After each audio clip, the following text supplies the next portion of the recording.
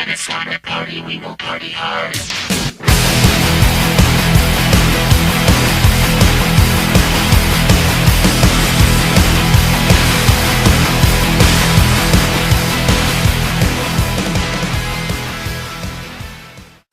Welcome to a very special MetalWeen episode.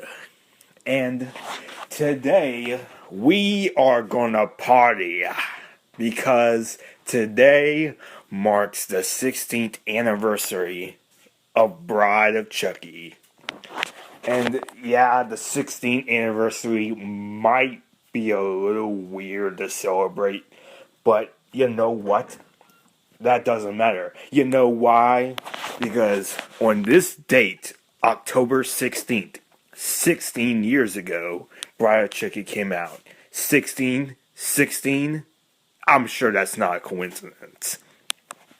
But anyway, I'm just going to talk about this movie, just give an overview of it, just talk about my experience and why I love it so much, and I have no idea how long this is going to be. I'm going to try and aim for 20 minutes, but it could really go either way. Before I talk about the movie, I'm going to go ahead and talk about the soundtrack, because the soundtrack is probably one of the best movie soundtracks of all time. Just a lot of heavy metal, just a lot of great music, so I'll go ahead and I'll start talking about it. Track 1 was the Screaming Cheetah Willies with Boogie King. And this one was a pretty cool one. You can actually hear it whenever Jesse, Jade, and David are driving at kind of near the beginning of the film. You can hear it there. And you also hear it in the end credits as well. And Screaming Cheetah Willies are a pretty interesting band. They're kind of a southern rock band, sort of a heavier version of Leonard Skinner, basically. It's pretty cool. In track 2, we have White Zombie with Thunderkiss 65. And you can hear it when Chucky's rocking out, which I don't blame him, because I was doing the same thing. But yeah, White Zombie, that's probably White Zombie's best song, Thunderkiss 65. It comes from La Sexorcisto, Devil Music Volume 1, which is probably their best album. And it's just a great heavy metal song. And track 3, Cold Chamber Blisters. This is actually a pretty good song. Cold Chamber is actually a bit of an underrated band. They're actually returning with a new album, I think next year, so I could be wrong, but I'm pretty sure it's next year. And really cannot wait for that. And this song is pretty good. Track 4, Monster Magnet, See You in Hell. It's a really tough one, because I'm not really sure which Monster Magnet track I like more. This or Space Lord. Both of them come off the album Power Trip, which is a really good album by them. And just really good. And you can hear this track whenever they're traveling through Niagara Falls. And just a really great track. And Monster Magnet just has this great sound, you know. So track number 5, Judas Priest, Bloodstain. I've gone on and on about Judas Priest, especially considering that this was the Ripper Owens era. And this comes off Jugulator, which was a great album. It was the first time to feature Ripper Owens as the new lead singer. I thought he did a great job. And the entire Jugulator album is pretty cool, so definitely check it out. Track 6, Typo Negative, Love You to Death. And this was actually the first time I'd ever heard Typo Negative, you know. And now I absolutely love the band. In fact, I probably consider them one of my top 10 favorite bands of all time. So that's definitely something to thank the soundtrack for. And Typo Negative is a great band, you know. I'll probably do something on them this month. I'll probably do something on them this month, considering that they are kind of a spooky kind of band, you know. But Typo Negative is a great band, you know. October Rust, I'd say, is their best album.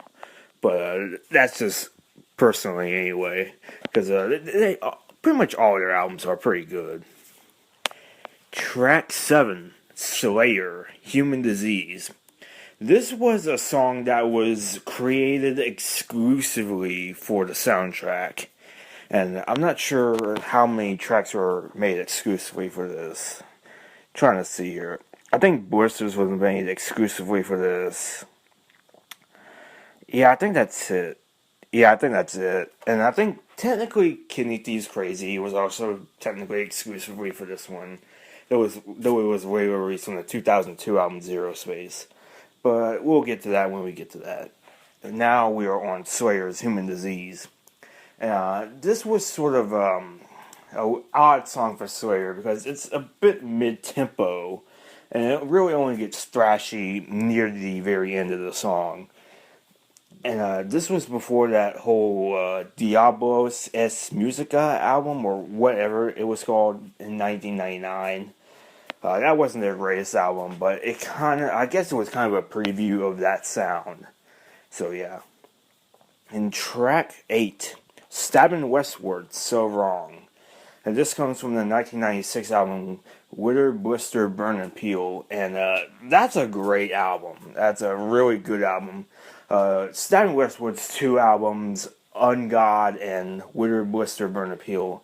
Those are two great albums. Their Darkest Days album in 1998 is also pretty good as well. But I like Witter, Blister, Burn, and Peel more. And this song is really good. I'd probably say this is their best song. Very industrial, very heavy, and that's always awesome. Number 9, Power Man 5000, the son of X51. And this is a little bit odd because it doesn't appear in the movie, and it doesn't really have to deal with the overall theme of it. It seems like they just put it on there just to put it on there. But, and this is also a bit of an alternate version of Son of X51 because a slightly different version of the song appears on their 1999 album, Tonight the Stars Revolt. But overall, it's a pretty good song, but not one of the better ones. Number 10, Bruce Dickinson, Trumpets of Jericho. And this comes from his 1998 album, The Chemical Wedding. And I've talked about The Chemical Wedding before. I think it's one of the most underrated albums of the 90s. I really think it deserves more attention. And this song is just great. And so Bruce Dickinson was really cool. Number 11, Static X, Bled for Days. This one is okay. Like, it's not the greatest, but it's not the worst either. And you can really you can hear it a little bit briefly whenever they're at the I can't remember what place it was at. Like, there was some type of Stoner Stop. That's what I'm going to call it. I know it wasn't what it was called in there, but I'm just going to call it Stoner Stop. That's a much more catchier name than whatever was in there. But yeah, you can hear it a little bit briefly in there. Number 12, Motorhead, Love for Sale. I think this comes from the 1998 album Snake Bite Love. And again, much like Power Man 5000, there's really no reason this needs to be there, you know? Like, it's kind of just there just to be there. And even then, like, that track isn't the greatest from Snake Bite Love. I think the title track to Snake Bite Love is much, much better than this one. But it's still a solid Motorhead track. Number 13, Kidney Thieves, Crazy. And this was also a bit of an exclusive one, though they later released it in 2002's Zero Space. And this is an odd cover song, because it's a cover of a Patsy Cline song, which was actually written by Willie Nelson. So it's a really odd song, because technically it's a country song, and anybody who knows me knows that I really do despise country. They do a great industrial metal version of it, and I highly prefer this version over the country one, though that's not really very surprising. And finally, track 14, the last one, Grand Revel, We Belong Dead. This is a bit of a bizarre track. because it's a kind of a weird song. It's kind of a song that kind of incorporates all the musical score of the movie, and I really don't know quite how to describe it. I guess you could consider it the main theme of the movie. I'm really not sure how exactly to explain it, but it's a really cool track. So if you haven't heard it, definitely check it out because it's very interesting. So that's all for the Bride Chucky soundtrack. Overall, the Bride Chucky soundtrack is just amazing. You know, chock full of heavy metal and hard rock.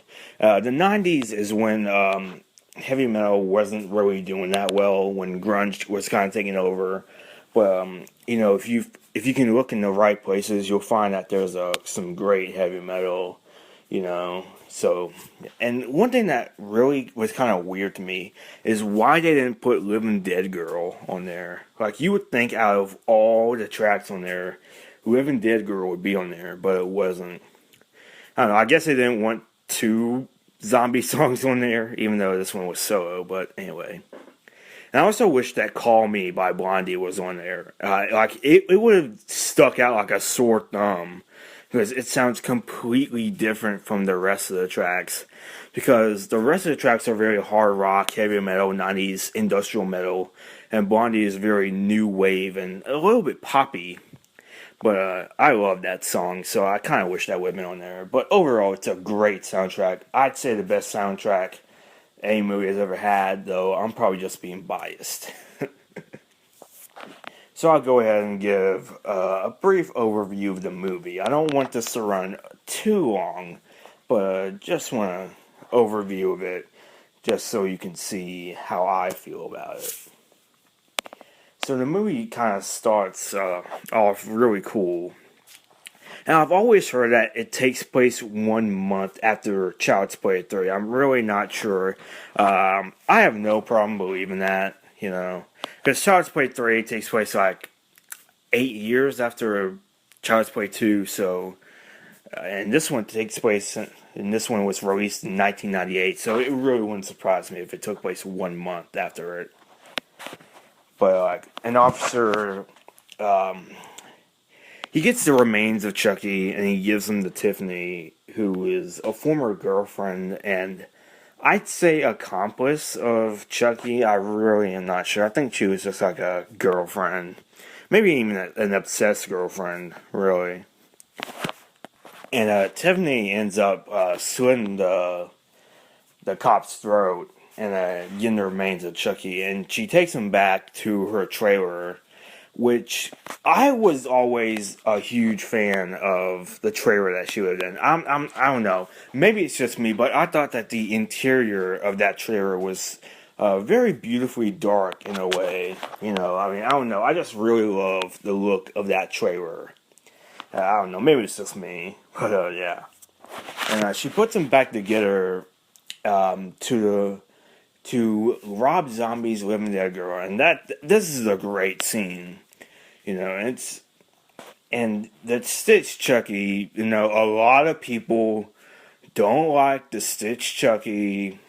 I don't really know why, but well, actually I do know why. I think a lot of people like the unstitched Chucky more because he can blend in to more of a crowd, and he's more unassuming that way. I don't know. I think the Stitch Chucky is more cooler and more iconic, but I don't know. That's just me.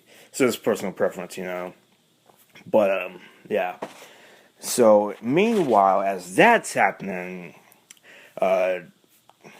Jade and Jesse, our two teenage leads, are dating, and John Ritter's character, Kincaid, or Chief Kincaid, doesn't like it, and he's constantly trying to break up these two. And, it's just kind of typical teenage soap opera, but it's still entertaining. And after that, Damien Baylock, who's played by Alexis Arquette, comes and visits Tiffany, really for no reason.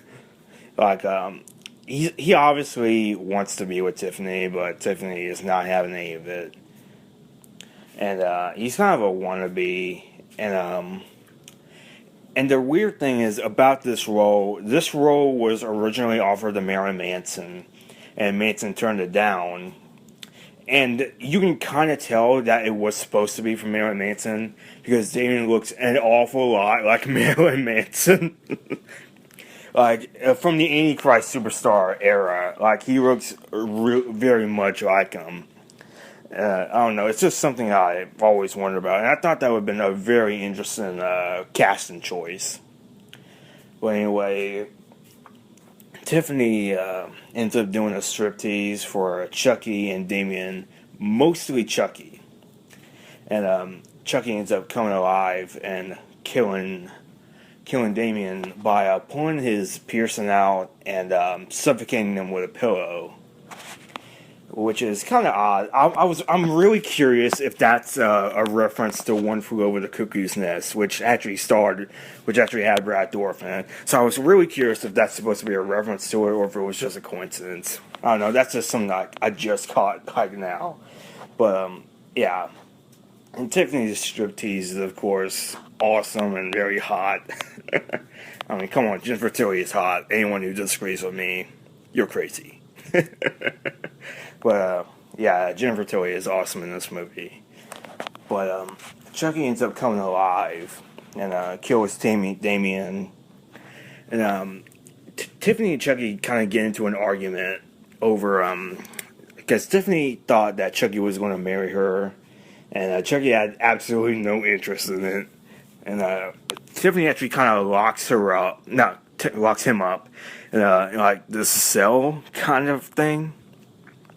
And the next day, Tiffany ends up talking with Jesse, and kind of gives him advice on dating. Trying to think of the quote here. I'm really not sure. It's like my mother always said. I really don't want to mess this up. I think she says, like, a woman spends all day saving over a hot meal or oven. The least a man can do is wash the dishes. Something like that. It's something like that, you know. And Chucky, meanwhile, is doing on a speaking spell.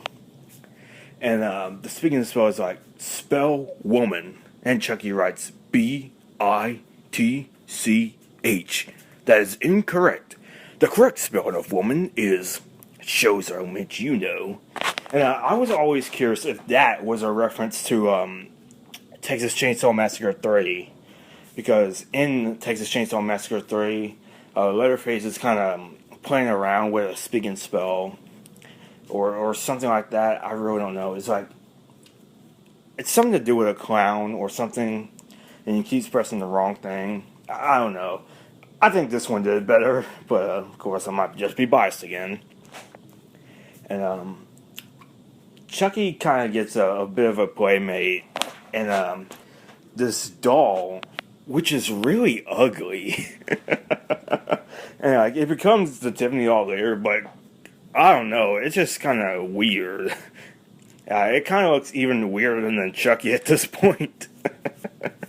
But yeah, Tiffany ends up watching TV in the bathroom while she's soaking in the tub, which in itself is pretty hot, but like, that's kind of pretty stupid on her part to have the TV in the tub, because the TV could just fall in the tub, she gets electrocuted, which is exactly what happens.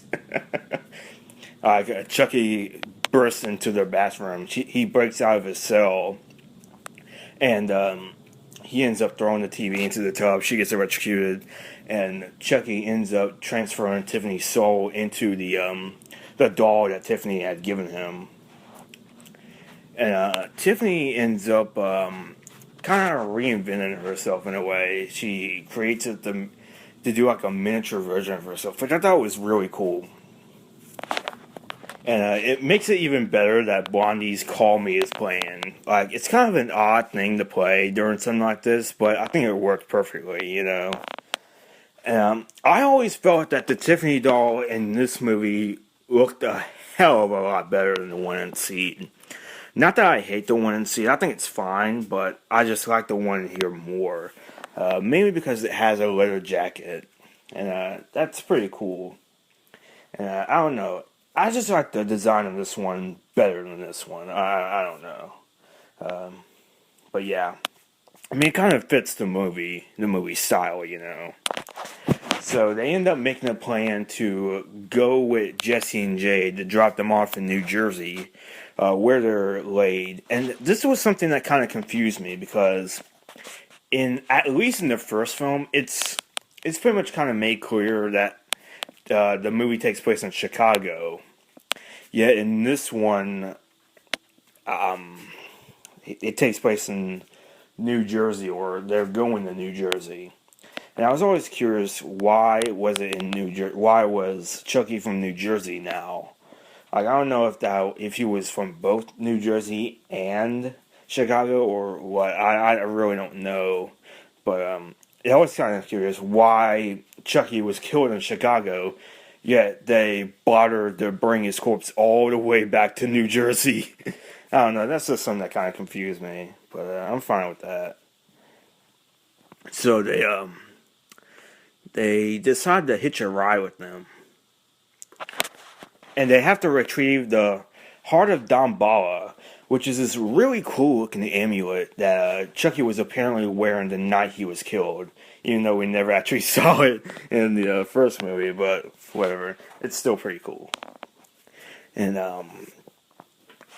they decide to, Jesse can convince Jade to go with him and decides to help her pack, and Kincaid ends up arriving and breaking into his van and plants a bag of marijuana there to frame him.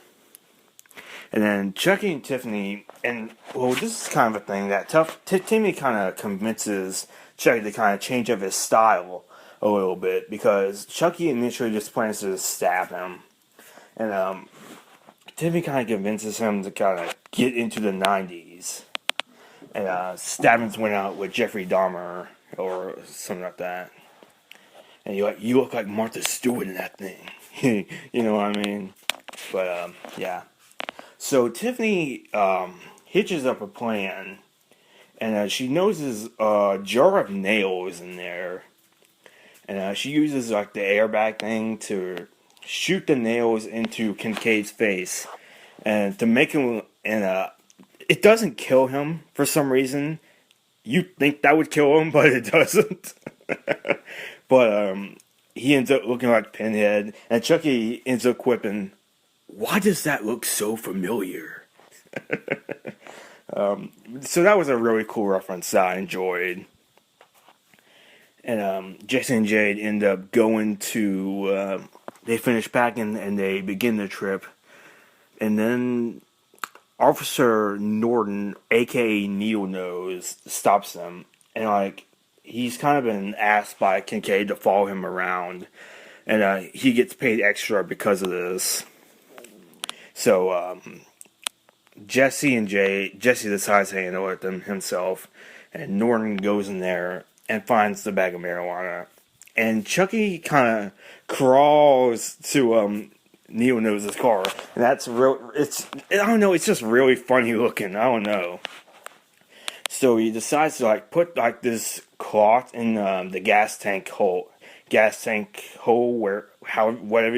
that's called, and lights it up. And then he's crawling back, and he sees a stoner look at him, and Chucky just gives the middle finger to him, and that is just hilarious. I don't know why. Just Chucky flipping the bird to a stoner is just hilarious. But it's also made hilarious by the stoner's reaction. So after the cop car pretty much blows up, you know, they end up going on the run.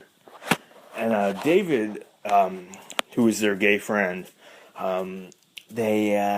he kind of convinces them to kind of hide away for a little bit, because they're suspects in what happened.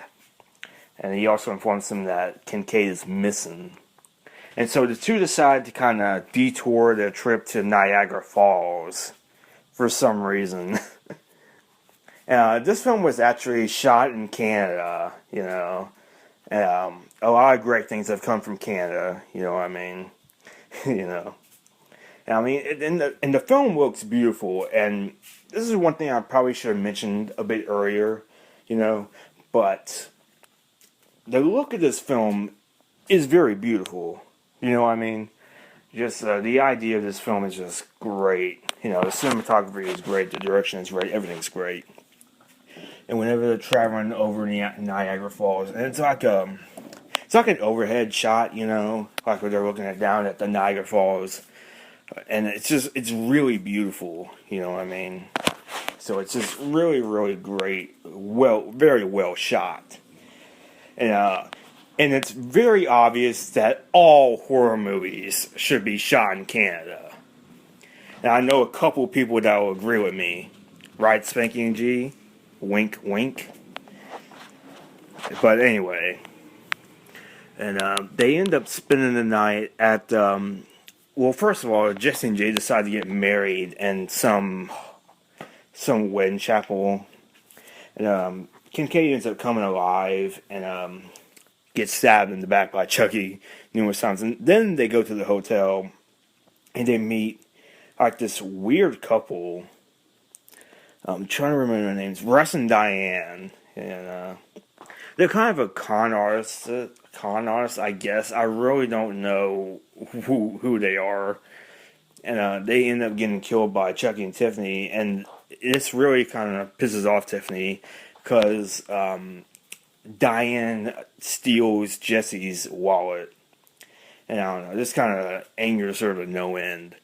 So Tiffany ends up killing the both of them by throwing like a champagne glass up to a mirror, because the mirror hangs over their bed, and the mirror shatters them, and it also shatters the waterbed as well. Which I've had a waterbed before. Is the weirdest feeling ever. Like, I don't know. It's something that simply should not exist. Like, a waterbed is just something that really should not exist. You know what I mean? But anyway, Chucky and Tiffany decide to get married themselves, so to speak. And they have sex. And it's bad enough that we get that idea, but they actually kind of show it. Like, they don't explicitly show it, thank God. but they actually show like a silhouette of it, and it's just so weird, you know what I mean? And then anyway, after that, the maid kind of discovers the bodies of Russ and Diane, and why did I say Jack? Jesse, Jade, Chucky, and Tiffany go back in the van, and David ends up with them. And after the scene with Chucky and Tiffany, both Jesse and Jade call David, asking them, kind of confessing them that they think that the other is the murderer. And David ends up getting there at the speed of lightning. Like, I don't know how he got there that fast, but yeah. And another thing I was also wondering about, whenever Tiffany kills the couple, her leather jacket is missing, and I was always wondering where it went, you know, because they never really explained it. This is kind of gone for that scene, and when Jesse and Jade are running out of the hotel, it's magically back on again. I don't know, it's just kind of weird. But anyway, David, Jesse, and Jade are kind of going, and he kind of turns them around and makes them innocent. He discovers the body of Kincaid there, and Chucky and Tiffany end up coming alive and pointing their guns at him. And David ends up backing into traffic and gets killed by an oncoming truck. And the hilarious thing about this is he pretty much explodes because of this. Like, it's like raw meat and CGI and stuff. It's kind of unintentionally hilarious, you know. And speaking of hilarious, that's one thing I really do admire about this movie is the fact that it blends horror and comedy so seamlessly. And the problem with Seed Chucky was the fact that it kind of focused more on humor than it did on horror. But this one, it walks that fine line between horror and comedy, and it does it very seamlessly. It does it flawlessly, at least in my opinion, anyway. But anyway, they end up directing them to a mobile home, and they do that in order to evade the police. And then Tiffany begins talking with Jade, and she ends up turning Tiffany against Chucky. Jade ends up kicking Tiffany into an oven, which is kind of reminiscent of Trilogy of Terror back in the 70s with Karen Black. And Tiffany is like badly burned. Like, it's kind of interesting to see. And they finally end up going to the graveyard. And we get to see Charles Lee Ray's skeleton, and it's really interesting because it still has hair, like long hair, and the amulet. Like, it's just pretty weird to see.